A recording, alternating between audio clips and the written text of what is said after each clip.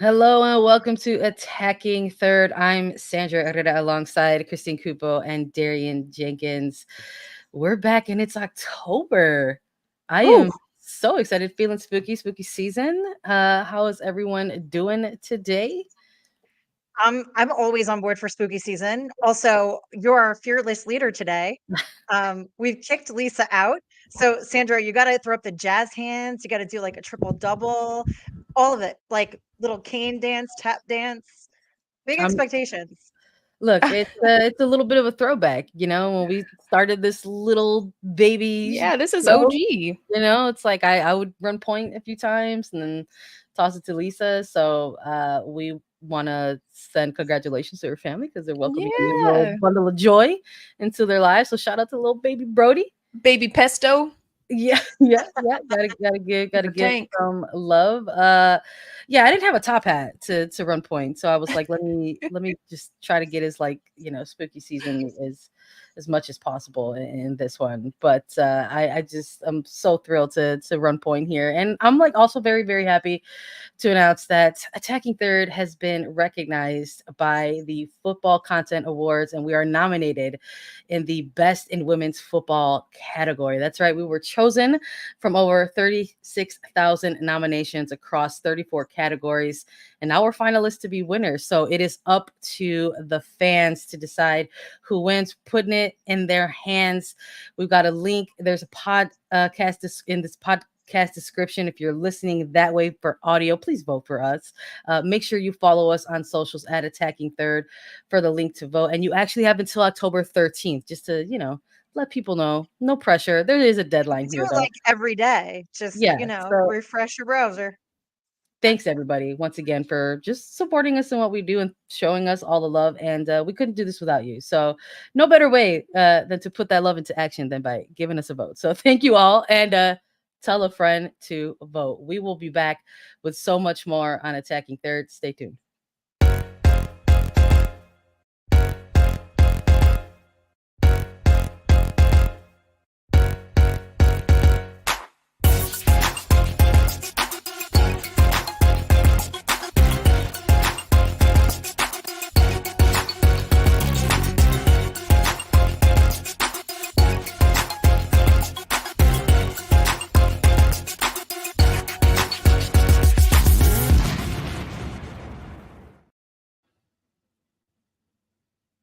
All right, we are back and we have got to run down some very fun NWSL things. We've got a weekend slate of previews. We've got an interview coming up on this episode with Kayla Sharples, and we're going to keep everyone informed on the latest out of Houston. But let's start with the weekend in front of us. And folks, we've got some pretty big matches coming up. There's just 4 weeks remaining in the regular season. There are still high stakes in front of us. There's a shield that's yet to be clinched. There's some playoff positioning that still needs to get settled out. So why don't we maybe start with some of the heavyweights here? I think we got to start with Orlando Pride and Washington Spirits. Number one versus number two. We've got first place versus second place. Orlando coming into this game having just won. They remain undefeated, a 3-1 win against Houston Dash last week. And Washington is coming off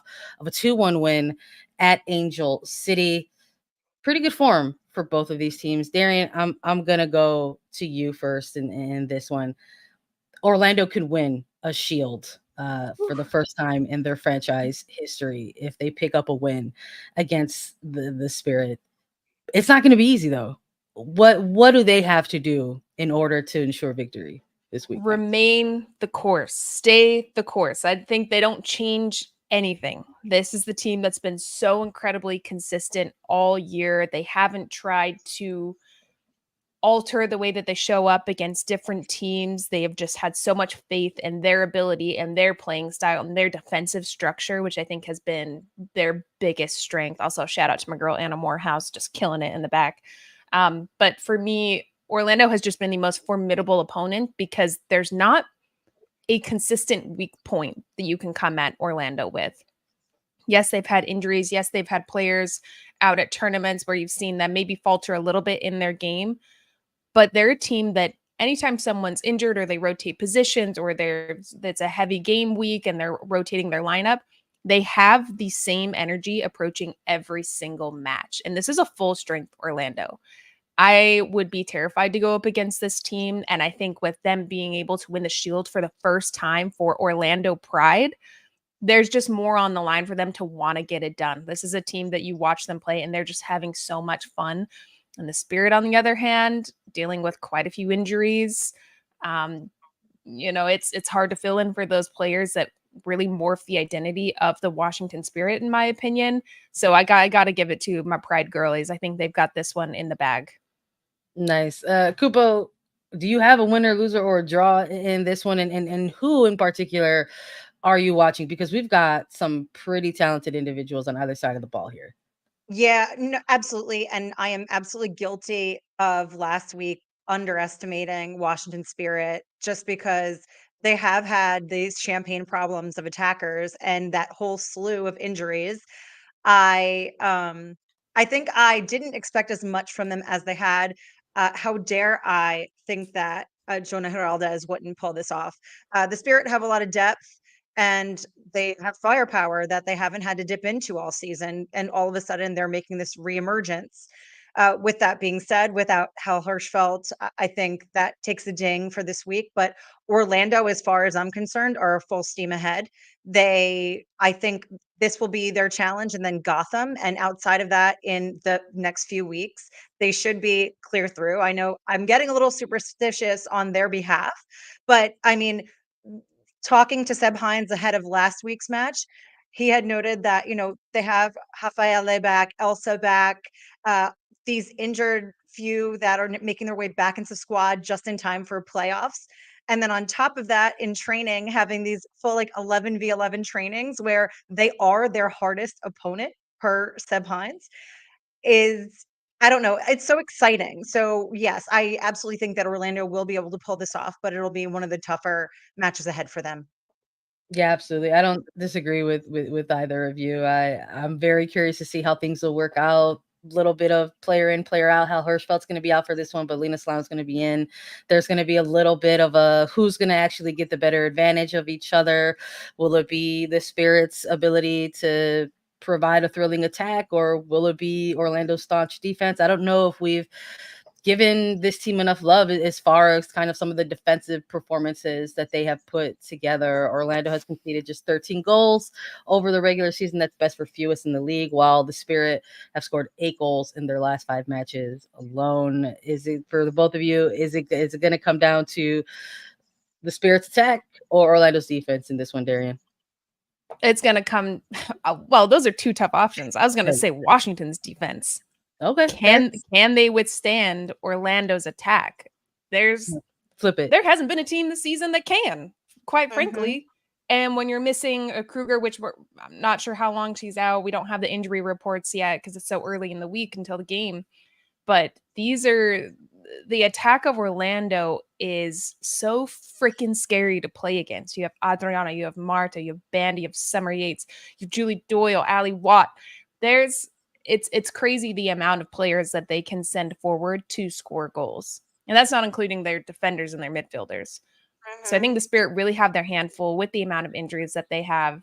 And I think it's really going to come down to them being in lockstep with each other, double teaming Banda, being really, really good 1v1 defending against Marta and Adriana, and trying to not allow shots from distance, because this team figures out ways to score. When you shut one person down or one way style of scoring down, they'll figure out another. So I think it's going to be all about Washington Spirit's defense. Nice. Yeah, I can't disagree there. Yeah, I can't even disagree with you there. I think also just Carson Pickett added another layer to Orlando's game that they didn't even necessarily need. Her crosses into the box and just her get up on that flank are great, but now she's also unlocked Carson Pickett, goal scorer. So I think there's going to be a lot more questions of this Washington Spirit side than there will be of Orlando. They will, have to stay the course. Obviously, they've been playing their game and then making tiny little problem solving instances as they go, because teams are now adjusting for them as they should. So, yeah, I don't know. Let's go Orlando. All right, all right. Heavy favorites for Orlando going into this one. Maybe we'll see them clinch the shield. We've got another bit of a playoff potential kind of preview here because Racing is definitely dancing with some danger on that playoff line. But Racing Louisville and Kansas City Current are going to go head to head. These two teams are not unfamiliar with wild finishes. They had a 3-3 draw back in May in Kansas City at CPKC Stadium. Kansas City's coming off of a narrow draw against Gotham 1-1, and Louisville's actually coming off of a loss against Utah Royals. They also haven't kept a clean sheet in 14 matches. Is there a favorite in this one, Darian, and why? Oh, well, Kansas City. They've shored up their defense quite a bit from when they last played.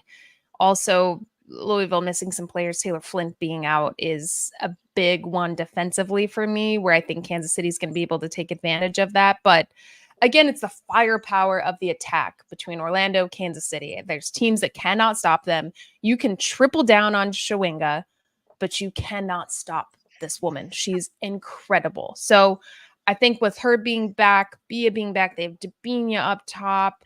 It's too difficult to shut them all down. And Louisville, yes, is conceding goals. You said 14, Sandra? Yeah. That is buck wild. If I'm Kansas City, I'm licking my chops going to this match, knowing that there's going to be opportunities that Louisville's going to give you to concede. So yes, Louisville may get one or two on Kansas City, but I think Kansas City's got this in the bag with their attacking prowess. What about you, Cupo? Yeah, I don't know, man. I've been trying to beat that Louisville drum at least this latter part of the season because they have so much promise. But I don't know. No rousing speech from Bev is gonna get me to deviate. Kansas City are too solid, and unfortunately, Louisville don't have the luxury of what Kansas City could rely on earlier in the season, which was just like continue to score goals and just have a vibes defense. And now that they've kind of straightened things out, you know what? Maybe Balser gets a goal this game, but I mean, Low Malay can only do so much coming out that back. I think Kansas City need it too because they just need that morale bump. Also, like that last game against Gotham was a battle, but the sort of intervention of that wonky Michelle Cooper ref debacle was they're going to be back and they're going to need the win. Not sure if we're gonna have any more wonky moments in this one, but it's late in the season and anything can happen. We've also got North Carolina Courage and San Diego Wave on the docket here. This could have some implications for both teams as well, despite their places in the standings. What does San Diego Wave need to do, Cupo, in order to just stay relevant, just stay alive at this point in the I mean, season? right now it's a matter of them all acclimating to this like do or die, super aggressive attack that Landon's kind of implemented, which they seem to be latching onto. Amira Ali looked really, really good last game. And I think he's kind of trying to figure out like who best plugs where. Mel Balsanas coming up big last week too, where there was that sort of flip between she and Danny Colaprico, who for me is just like a stalwart in that midfield too. I think it's just acclimating to what he's asking of them, but also they need to be clinical, man. They create and create and create, but they just don't have a finish. And so I think we've seen this story before, even earlier in their season. They need to fix that. That's their Achilles heel right now. It's going to be tough. They've at this point in their season had 3 different people in that head coaching position, Yeah, and I that's mean, been the narrative that has followed them throughout the season, no matter who's been at the head of it. I think it's going to be tough. North Carolina Courage, I think, are finally starting to hit their stride a little bit, building towards something special as well. They had a really good performance against Chicago last week. It's going to be tough having lost Brianna Pinto because I think she's been a crucial component of getting this team back on track and on course to the push to the playoffs. But they've got Caroline still building minutes, and Ashley Sanchez just similar to Chawinga, I don't think can be denied. She's having a deeply underrated type of MVP kind of season. I do wonder where the Courage are if they don't have Sanchez in the mix of their team. So I'm looking to see some. I don't know about fireworks, but I want to see maybe a little chess match, a little bit of jockeying for position in this one. So, but I think Courage might take it. So there's plenty more to talk about with a weekend full of games. We've got an interview with Kayla Sharples up next.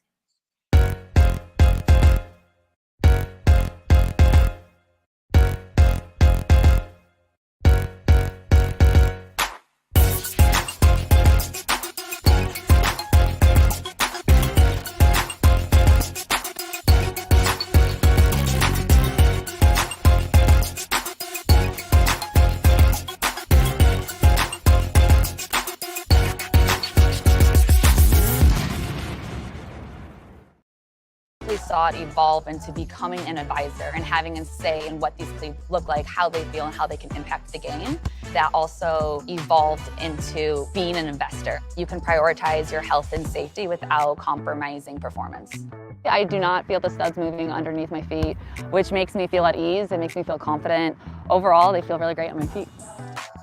I believe in this. I want to create change, and I want to be a part of creating a future where athletes can imagine their career with less risk and more confidence.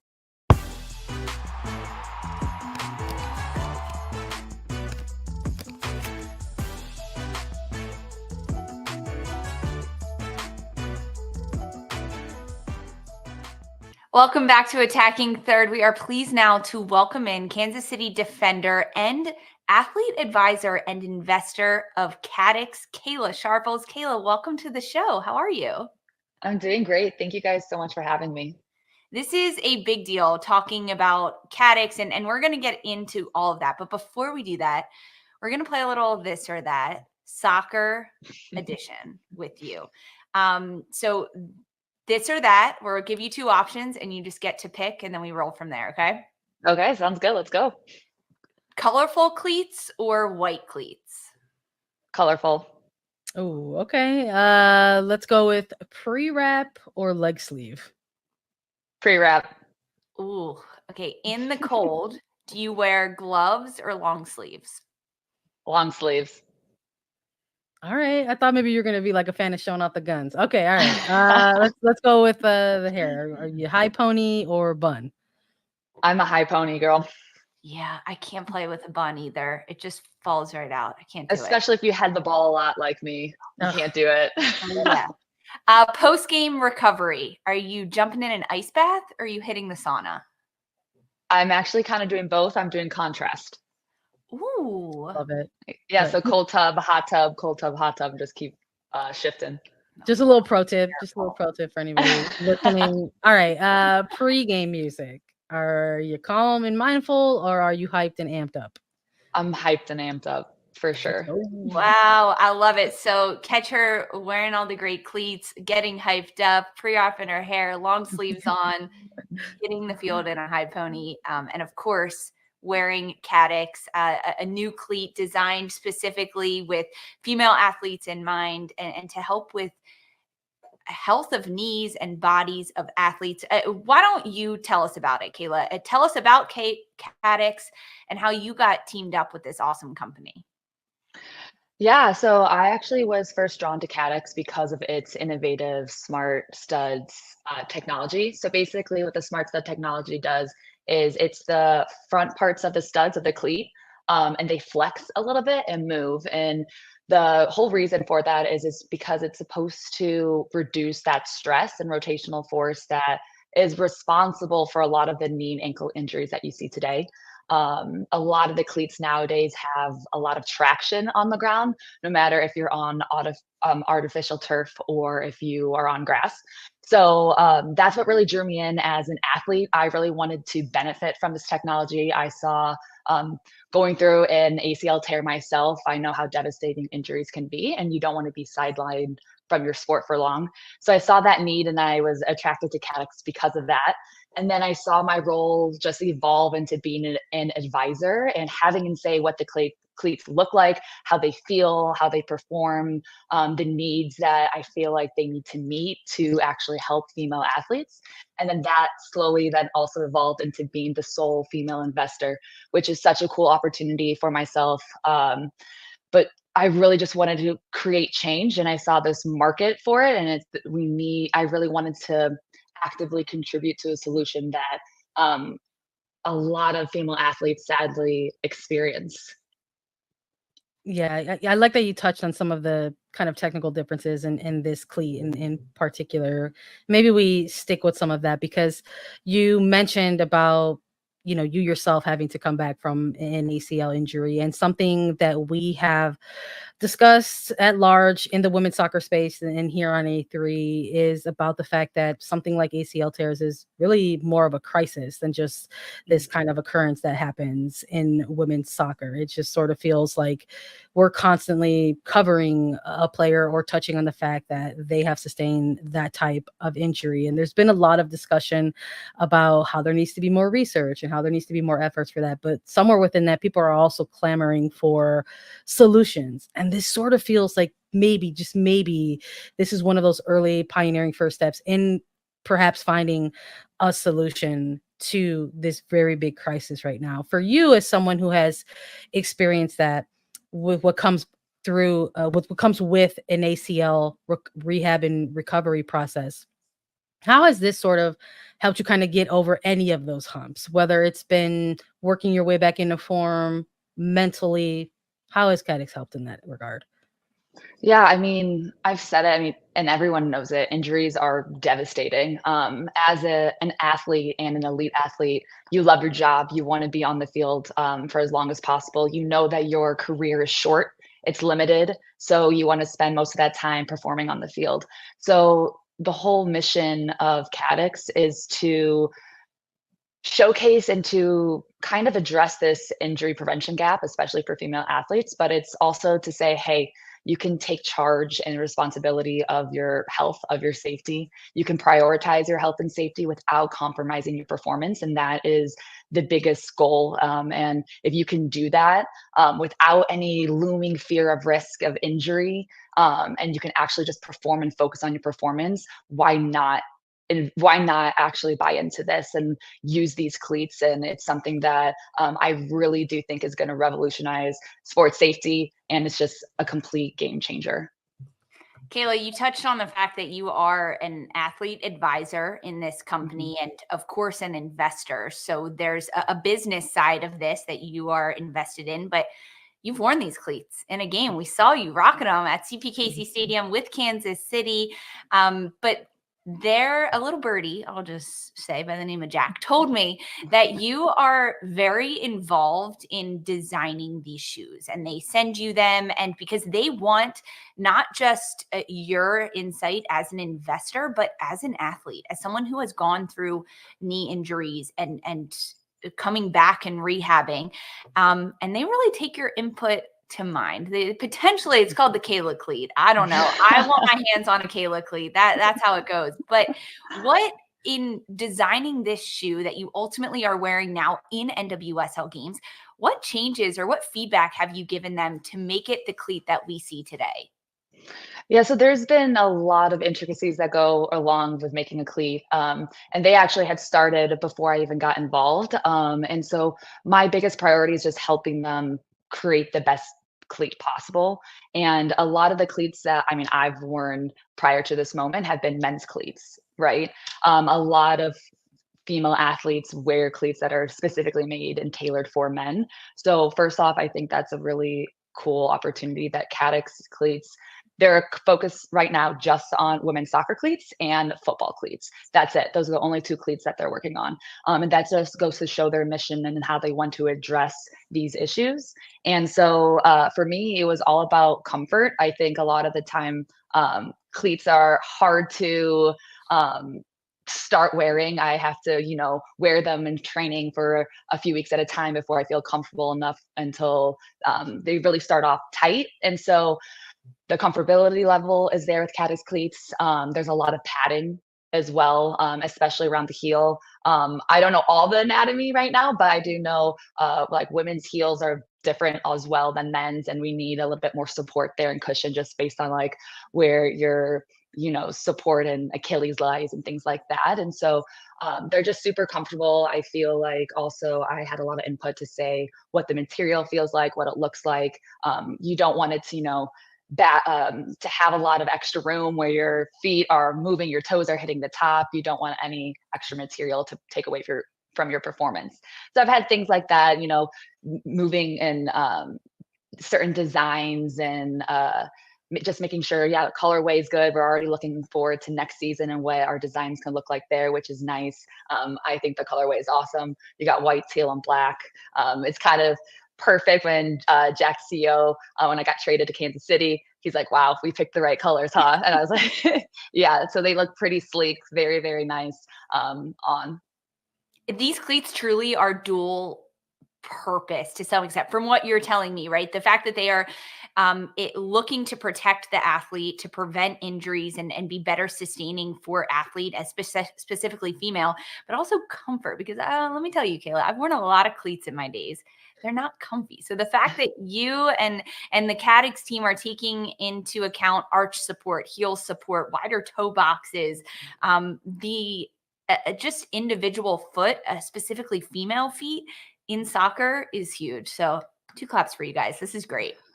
Love this. Love that you also mentioned the fact that like the cleats that you're wearing are typically made for male athletes. So that's, I think, an important note. I'm not too sure.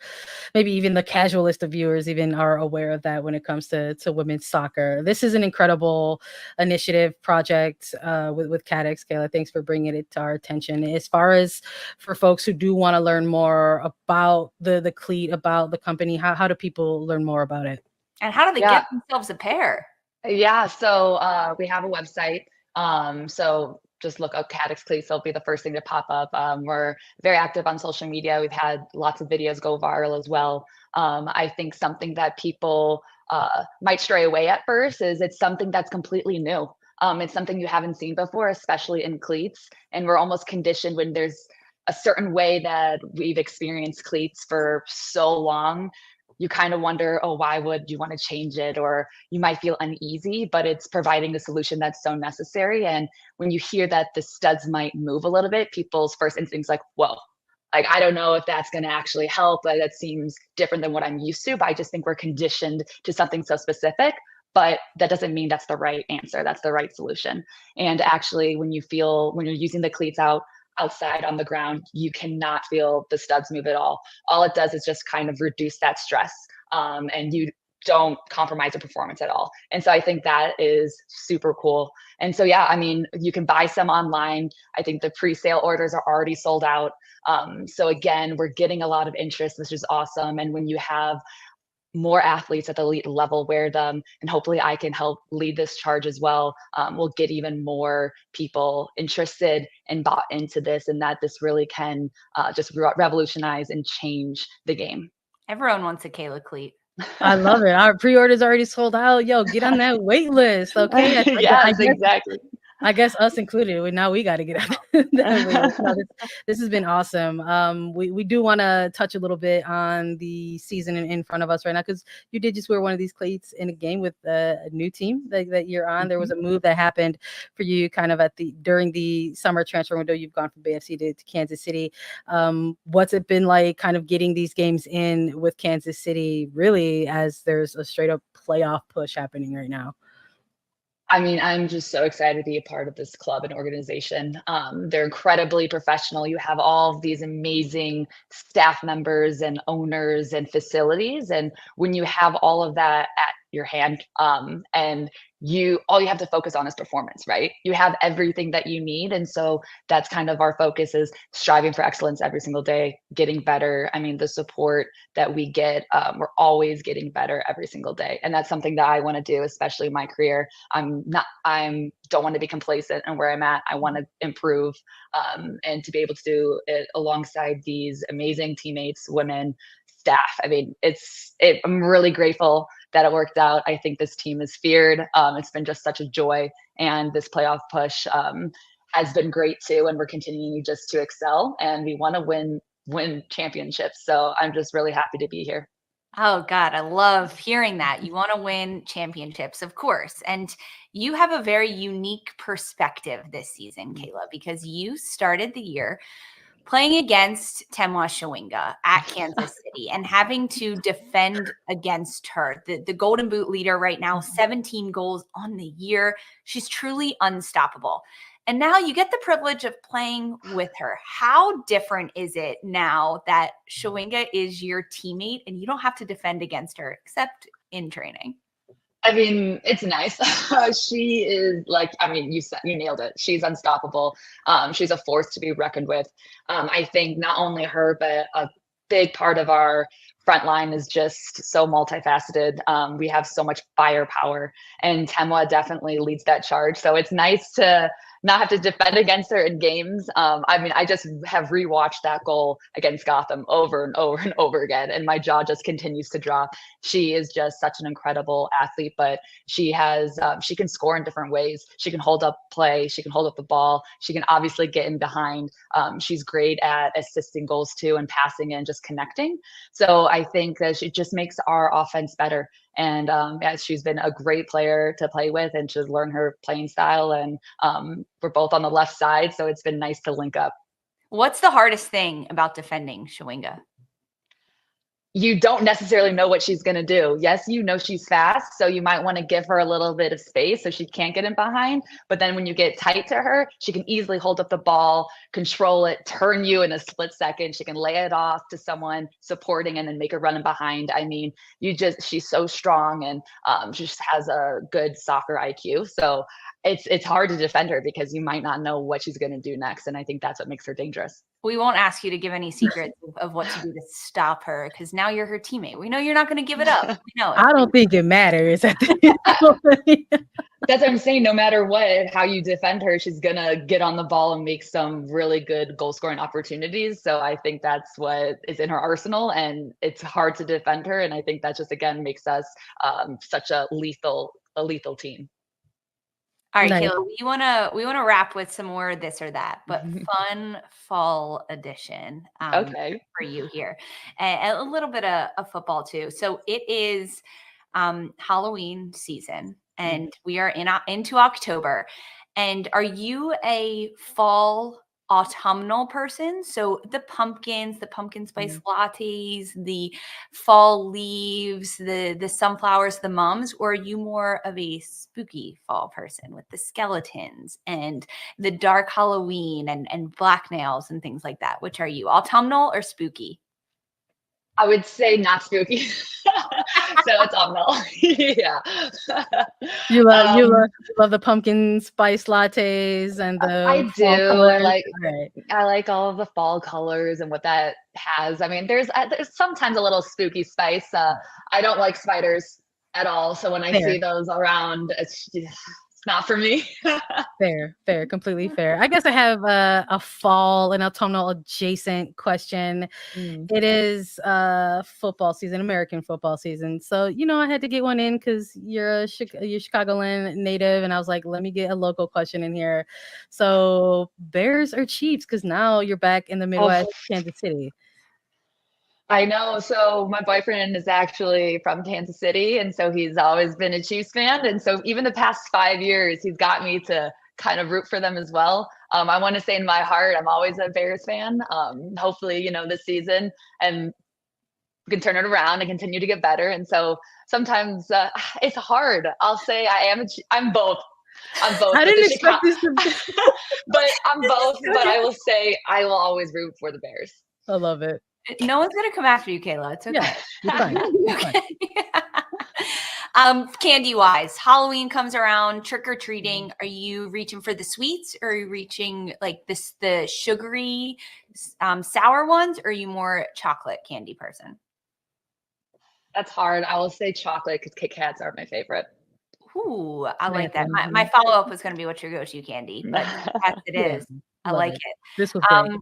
Last question for you. We are doing a attacking third playlist, curating a playlist and getting requests from interviews that we have, people we talk to. So for Kayla Sharples, what is the number one song on your pregame playlist right now that we can add to ours? Oh my goodness, that's hard. Recently at our home games, we got Michelle Cooper on the aux, so I actually don't even really listen to my own music anymore, and she plays just bangers. But if I had to pick, oh my gosh, I love that. We'll have to ask Michelle Cooper too. She's got some really great ones. I don't know if I have a favorite song right now, but I kind of go to is just always like putting on a Drake playlist, honestly, and just kind of getting pumped up that way. Perfect. Kayla, awesome. Thank you so much for chatting to us about Caddix and about Kansas City. Good luck the rest of the way, the regular season, the push into playoffs, and all the way to the championship at CPKC. That would be pretty cool. So congratulations and good luck. Thank you. Appreciate it. Don't go anywhere, guys. Plenty more Attacking Third next.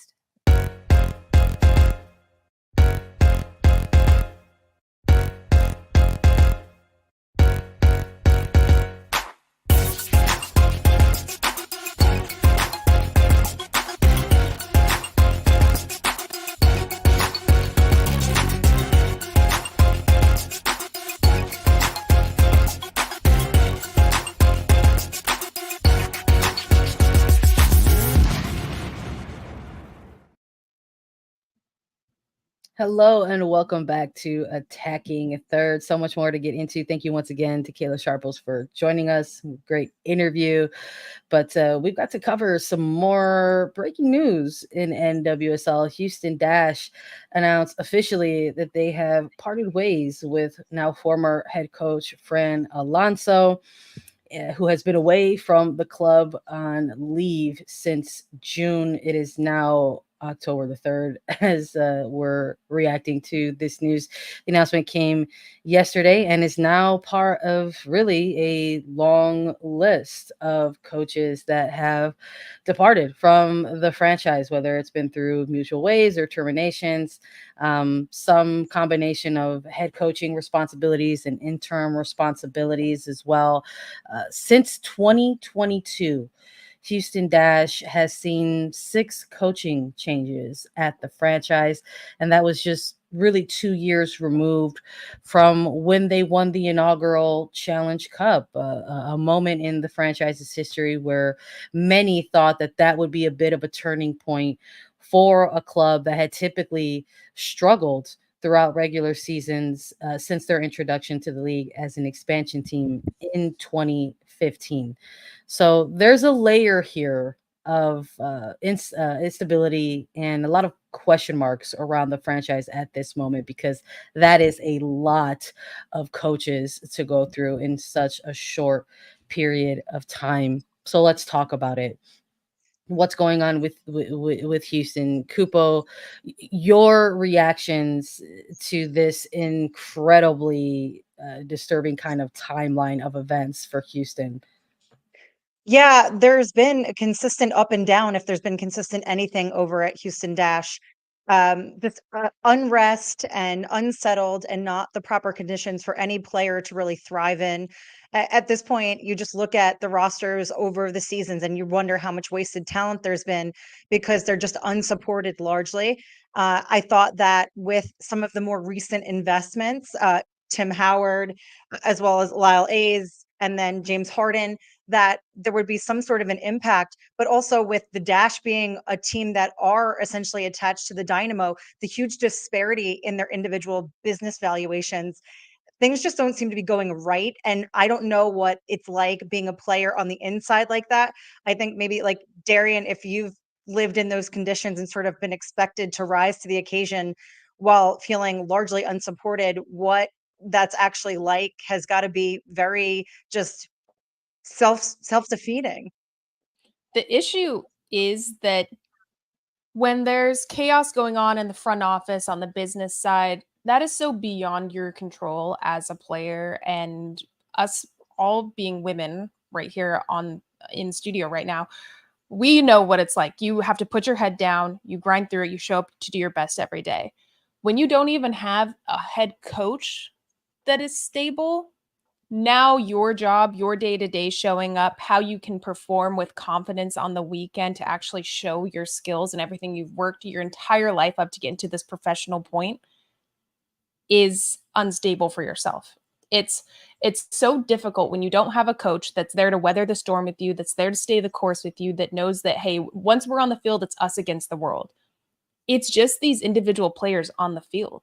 It's heartbreaking to think that Houston for a long time has been a place that's quote unquote a career killer as a player. That's not a place you want to go. Yes, maybe they can pay you a crap ton of money. That doesn't mean a player wants to go there. Look at what a mess the front office is. You can't sustain a head coach. You can't sustain assistant coaches.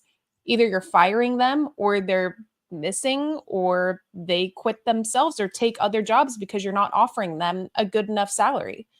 It's it makes zero sense for as a player to want to go there. And Christine, I think you said it really well. There's so much wasted talent throughout the years that have sadly gone to Houston and other teams in the NWSL. But fortunately, they've leveled up more than Houston has.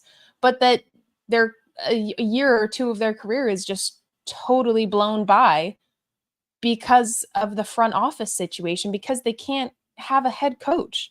So when you don't have that as a player, it's not a place you want to go. If you're a player that's looking to go into the league, Houston is not a place that you want to go.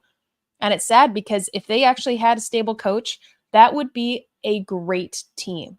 They have stacked names. They've had players that they've let go or traded away that make zero sense because they don't want to be there. And I totally understand why. But it's unfortunate, too, to think of the repercussions on the business side that this does for Houston Dash and the NWSL. Yeah, I mean, sorry, Dee, when you say that, I feel like in retrospect, we obviously have the context for Maria Sanchez's departure. But at the time, I think that raised a massive eyebrow for me because Fran Alonso was still in the driver's seat. And so I feel like that was just sort of this underpinning of what would come, foreshadowing of how poor things were going behind the scenes already, that she wanted to hit that eject button and run to the wave as quickly as she did. So you think it's someone of that stature that kind of panicked already and said, whoa, whoa, whoa, I don't want to be here. And then think of the players that couldn't depart like she could. It's Yeah, so players damning. that don't have that same sort of power. It's sad. It's incredibly damning to your career that you've worked your entire life to get to this point. I'm ready for an expose on Houston. Let's lay it out on the table. Let's clear this crap out. Let's get new people in there. Let's get the proper investors in there on the women's side that actually want this to be good, that want to hire a qualified head coach that's ready to support this team, get players in there, build their careers, because this is such shit at this point that we're still talking about this Houston Dash. It's been about time that front office needs to do better. I think you both touched on some pretty important points here in regards to this ongoing saga. I mean, we're tracking down a timeline from 2022 specifically, but if we open that up to their entire existence, like you can find some things and common threads throughout their entire existence as a franchise here. So I think Cupo and you mentioning about the fact that they were an MLS affiliated side and how we're looking and celebrating year 12 of NWSL and how maybe that's not necessarily the example anymore. I think at one point in the league's history, it was a little bit of a picture where it's like you want to have an MLS partnership. This is the way forward for NWSL to make sure you have the steady resources and things like that. But yet here's an example which maybe that's not necessarily the case. And we see that within these constant examples of player rotation, or excuse me, in terms of coaching rotation, which eventually does lead to player rotation because to your point, Darian, things happen like you start to get a rep, you get a reputation in the league. I think Simone Charlie said it best in an interview that I had for her just after the CBA, that part of the resources for players are report cards that players fill out and share for info sharing and knowledge of those things. And I think if you're a club that finds yourself on the bad end of that report card, if you're getting F's in the chat, what are you doing to try to make sure that you are going to spin that out of that so that you can get this club moving forward? Because yes, it obviously affects the players, full stop.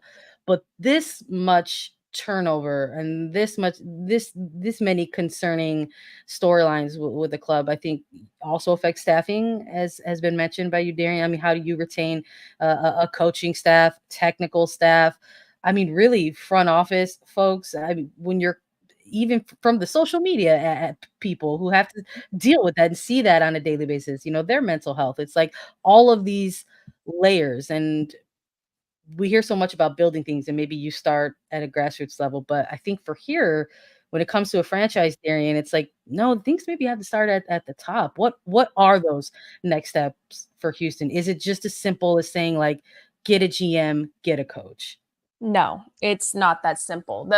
A huge issue, oh my God, I could go on a whole rant. Huge issue with the NWSL is that for such a long time, everyone hired their friends, from my perspective and many of the players' perspective. Everybody hired their friends and kept the same people in that just wanted to kind of put a Band-Aid over certain locations, certain markets, and just say, well, you know, we're investing in women's sports. Like, we have a women's team. Hooray, we're doing the right thing. No, it's a good business decision to invest in women's sports and to have a team. And lucky freaking you have one attached to the Houston Dynamo.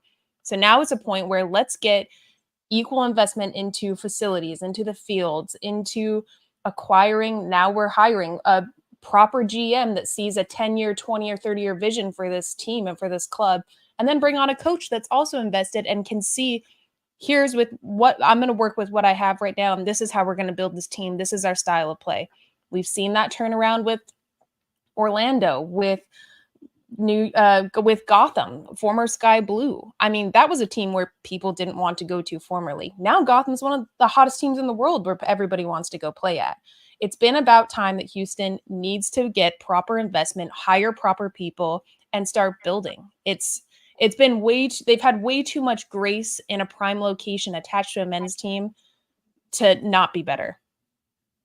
Yeah, absolutely. I don't think any of us can say it any better. I mean, at the end of the day, you have to look at the numbers, right? Those don't lie, and you have to look at the facts in front of you. What does it say about the league as a whole when we're constantly coming on this show week in, week out, talking about records being broken, players making history, teams reaching new heights, but the Houston Dash are still trying to figure things out from just like a staffing perspective. It's tough. It's very, very tough. I think if you find yourself as a fan or supporter or season ticket holder of this team, you want answers and you want to see this franchise finally take the correct steps to make sure that they sustain themselves moving forward. So we will definitely keep an eye on things because they have said in their announcement that they want to hire a GM and a coach, and we will continue to react to the news as it goes on, and we will continue to give our thoughts and reaction to that, even if maybe they're spicy from time to time, but they're with good intention. So we will be more attacking third. Stick with us. We are going to chat all things CONCACAF W Champions Cup.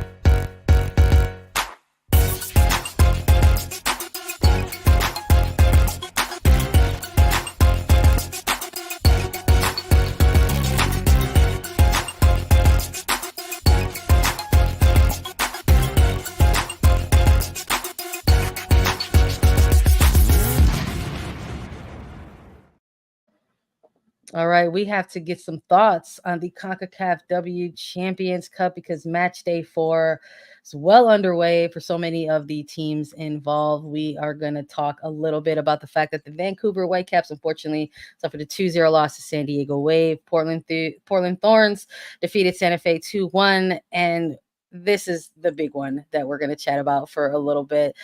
Frazier's Whip, unfortunately, handed a 13-0 loss by New Jersey, New York, Gotham FC, setting up maybe some high expectations for more fireworks on tonight's game. You can catch Tigres Femenil against Alajuelense tonight, October 3rd at 9 p.m. Eastern. You can catch all that action on Paramount Plus.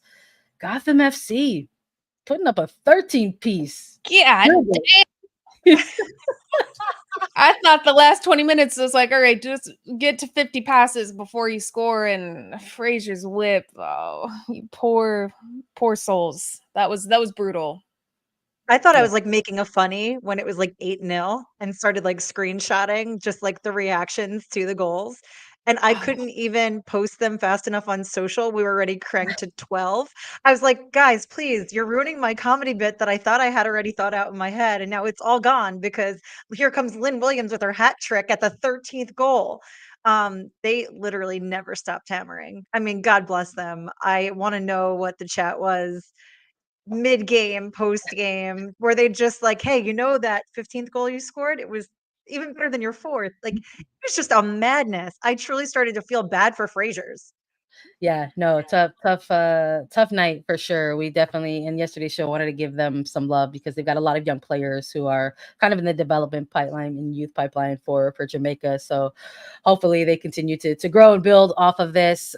Things are getting spicy though in Champions Cup. It's going to come down to who's going to get out of their groups, Group A and Group B. And with this match tonight against Tigres and Alajuelense, maybe this could be a little bit of a defining factor for Tigres.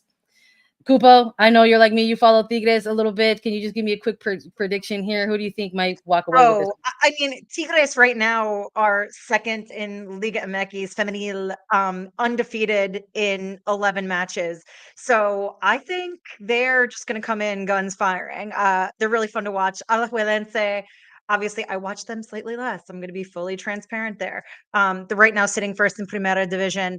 I I think the edge goes to Tigres. They just are much more well-rounded and used to doing multiple competitions at the same time than, say, Alajuelense are, and a little bit more seasoned and spicy.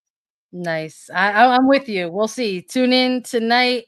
Make sure you tune in to NWSL this weekend. And don't forget to vote for us in the Football Content Awards, the best in women's football category. Thanks, everybody, for giving us all the love and support. Vote, vote, vote. You have until October 13th.